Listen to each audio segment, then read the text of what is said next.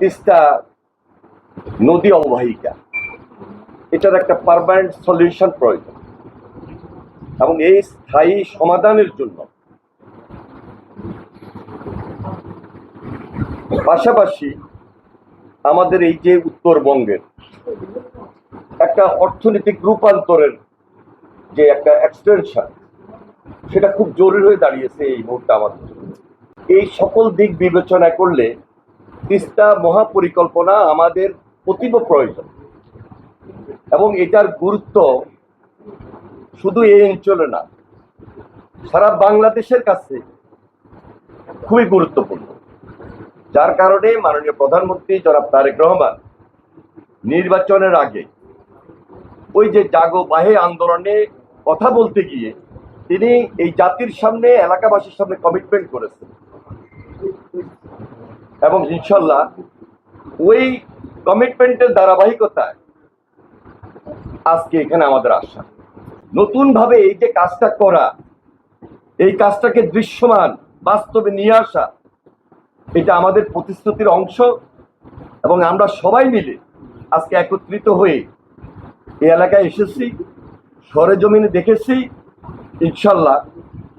Padma barrage যেভাবে এক থেকে পাশ হয়েছে, খুব শীঘ্রই আমাদের এই টেকনিক্যাল টিম কাজ করার পর দৃশ্যমান রিপোর্ট হবে এবং দৃশ্যমান এই কাজে যে একনেকে পাশ করানো, সেই কাজটাও আমরা দৃশ্যমান করে এখানে কাজ শুরু করবো ইনশাল্লাহ। উজানে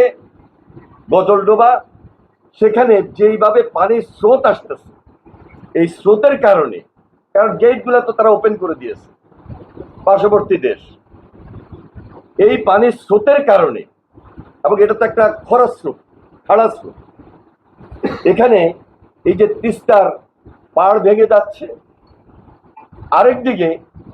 এখানে নদী ভাঙন বিশালভাবে দেখা দিচ্ছে এবং পানি এত ওভারফ্লো হচ্ছে, এই এলাকায় মানুষ আশেপাশে বসবাস করা কঠিন হয়ে যাচ্ছে। যার কারণে আমরা যদি খুব পরিকল্পিত বাঁধ নির্মাণ করি, পরিকল্পিত ড্রেজিং করি, এখানে এক্সপার্টরা আছেন, আমি কিন্তু এক্সপার্ট, আমার অভিজ্ঞতা থেকে বলতেছি, আমরা যদি পরিকল্পিত ড্রেজিং করি, পরিকল্পিত বাঁধ দিই, আমাদের এই অঞ্চলের মানুষকে আমরা ইনশাল্লাহ আল্লাহর হুকুম রক্ষা করতে সক্ষম হব। সেই কাজটুকু করার জন্যই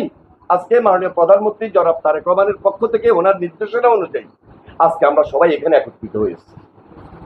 এটা শুধু আপনাদের দুঃখ না, এটা সারা বাংলাদেশের দুঃখ এবং আমরা যখনই এই কাজগুলা দৃশ্যমান করে সমাপ্ত করতে পারবো, হয়তো কয়েকদিন সময় লাগবে, একটা প্রকল্প করতে 2 বছর, 3 বছর, 4 বছর, 5 বছর, 6-7 বছর সময় লাগবে, কিন্তু যে বেনিফিটটা, যে রেজাল্টটা, যে সুবিধাটা আমরা এই অঞ্চলের মানুষ পাবো,